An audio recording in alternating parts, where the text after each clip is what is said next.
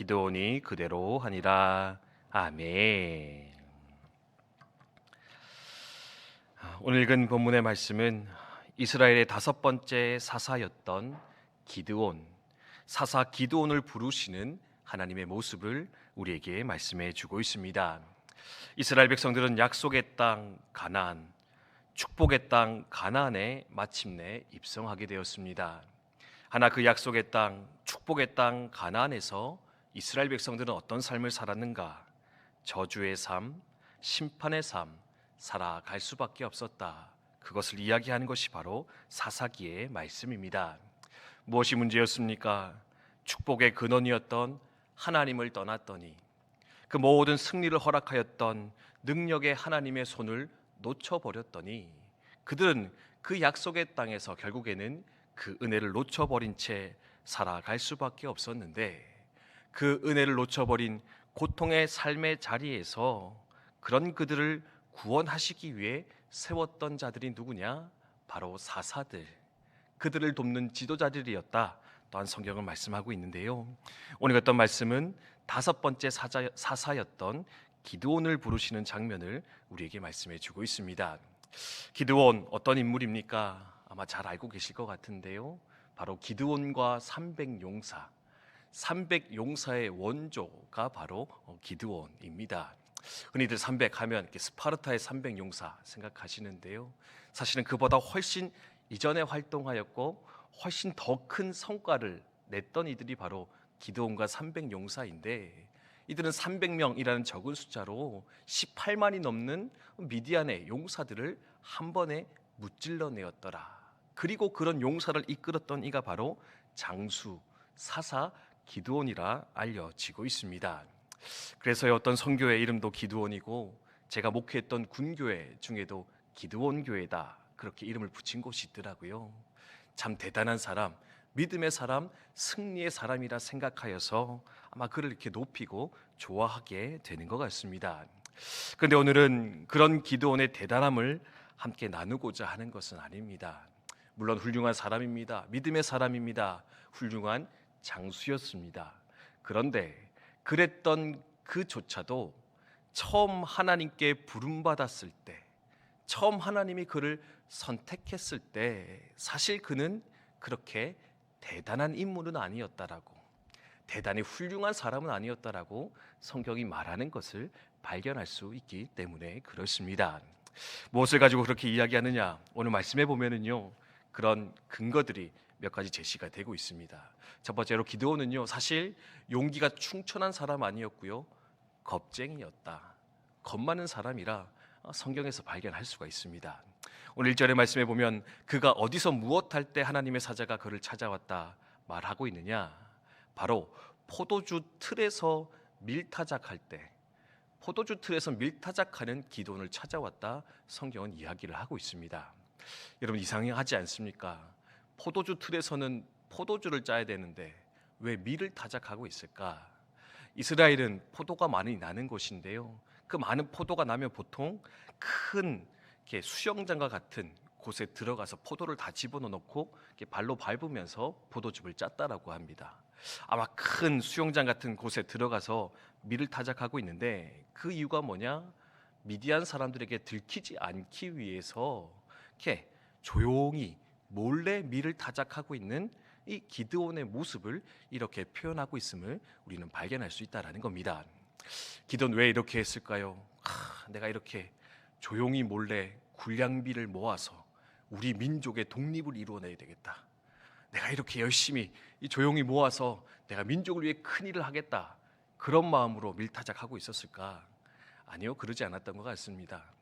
그냥 나 하나 먹고 살려고, 나 하나 먹고 싶어서 그 미디안이 무서워서 몰래 벌벌 떨면서 밀타작하고 있는 그 기드온의 모습이 아마 이 장면이지 않았을까 생각해 보면서, 그는 원래 대단했던 인물, 용기가 많았던 자가 아니라 아마 겁쟁이, 그냥 작은 소시민의 삶을 살았던 그런 인생이었을 것이다 생각할 수가 있습니다.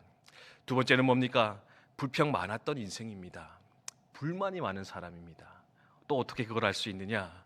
그렇게 밀타작 겁먹어서 조용히 하고 있는데, 그런 기드온에게 하나님이 큰 용사 기드온이요, 큰 용사 기드온이요, 그를 높여주면서 찾아오셨습니다. 함께 하자 말씀하니까요, 이 기드온이 한다는 소리가 뭐냐? 하나님, 아니 당신이 우리와 함께 계시면 우리가 왜 이렇게 고통스러워야 됩니까? 왜 우리가 미디안에게 7년 동안 이렇게 압제를 받아야 됩니까? 당신은 도대체 어디 있습니까? 하나님을 막 원망하면서 삿대질하는 거 볼 수 있거든요. 근데 사실 이스라엘 백성이 고통당하는 이유가 뭡니까? 하나님 때문이 아니라 이스라엘 자신들 때문이었습니다. 하나님의 법을 따르지 않습니다. 하나님을 섬기지 않았습니다. 그래서 그들은 그 고통 가운데 들어갈 수밖에 없었는데, 그거는 다 잊어버리고 하나님, 왜 하나님 우리 이렇게 힘들게 하십니까? 그렇게 하나님을 향해서 말도 안 되는 불평과 불만을 내어놓으며 나아갔던 자, 그가 바로 기드온입니다. 그뿐이 아닙니다. 자존감도 낮았던 것 같고요, 심지어 의심도 많았던 사람, 그가 바로 기드온이었습니다. 그런데 중요한 것은 이것입니다.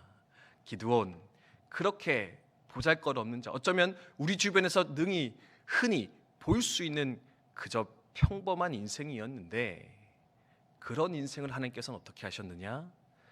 택하시고 빚으시고 높이시더니 마침내 그 300 용사의 지도자로 세우셔서 마침내 이스라엘의 구원자로 역할하도록 만들어 가셨다.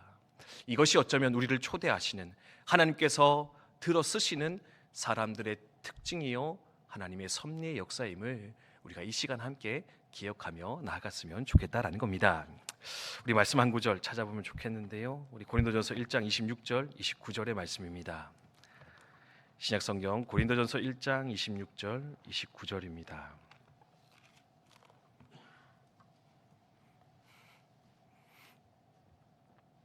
신약 264페이지에 있습니다.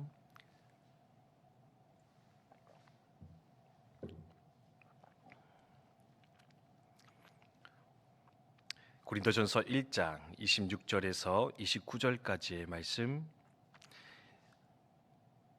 저와 여러분이 한 절씩 번갈아 읽겠습니다. 형제들아, 너희를 부르심을 보라. 육체를 따라 지혜로운 자가 많지 아니하며 능한 자가 많지 아니하며 문벌 좋은 자가 많지 아니하도다.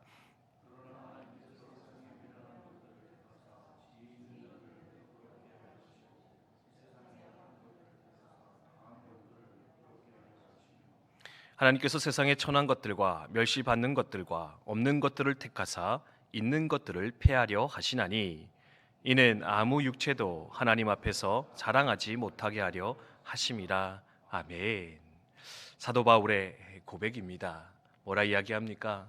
세상에서 미련하고 천하고 없는 것들을 들어 세상에 있다라고 자랑하는, 세상에 지혜 있다 자랑하는 그들을 부끄럽게 하는 것, 그것이 바로 하나님의 섭리요 역사의 비결일 것인데, 이 사사기 기드온을 부르신 하나님의 그 모습 가운데도 이 원리가, 이 섭리가 고스란히 적용되어 나타나는 것이지 않겠는가, 우리 생각할 수 있다라는 겁니다. 사실 기드온뿐만이 아닙니다. 여러분, 그 앞에 보면요, 삼갈이라는 사사가 짧게 등장하거든요. 근데 그는 뭐 하는 사람이었느냐? 막대기로 소모는 사람이었습니다. 막대기로 소몰았는데 성령이 임하니까 그 막대기로 대적들을 물리쳐 이스라엘을 구원했다, 성경은 말하고 있습니다. 에훗이라는 사람은 베냐민 지파에서 왼손잡이였습니다. 베냐민의 뜻이 뭔지 압니까? 오른손의 아들이란 뜻입니다. 오른손에 아들들이 모여있는 지파인데 거기서 왼손을 썼다. 오른손에 장애가 있어 아마도 왼손밖에 쓰지 못하는 사람. 하지만 그런 인생을 들 하나님은 이스라엘 구원토로 이끌어 가셨습니다. 그 앞에 누가 등장합니까? 드보라가 등장합니다. 여사사입니다. 여자를 무시하는 것은 아닌데요, 그 당시 여자는 사실 사람의 분류에 들어오지 않는 자들이었습니다. 숫자를 세할 때 남성들만 세하렸습니다. 근데요, 그런 여성도 들어 쓰셨던 이가 바로 하나님이라 성경은 말씀하면서, 결국에 능력이 없고 보잘것없고 힘이 없다 하여서 쓰임받지 못할 것이 아니라 도리어 하나님은 그런 인생을 들어 당신의 역사를 크게 완성해 가고 있음을 우리는 오늘도 기억하며 생각할 수 있어야 한다라는 겁니다. 산 성도 여러분, 혹 내가 가진 능력 없어, 주의 일 감당하지 못하겠다, 그렇게 스스로를 보잘것없이 여기며 슬퍼하는 분들 계십니까? 그렇다면 이 시간 크게 기뻐하시며 하나님의 일하심을 기대하여 나아가시는 저와 여러분 되셨으면 좋겠습니다. 그리고 혹 나는 할 만한 능력이 있는데요 하신 분들이 있다면 찬찬히 자신을 돌아보면서 도리어 겸손의 자리로 하나님 없으면 아무것도 할 수 없습니다 고백하며 달려갈 수 있는, 그래서 하나님의 능력의 손에 붙들려 귀하게 쓰임 받는 우리 모두 저와 여러분 되시기를 주님의 이름으로 축복드립니다. 주신 말씀 기억하며 함께 기도하도록 하겠습니다.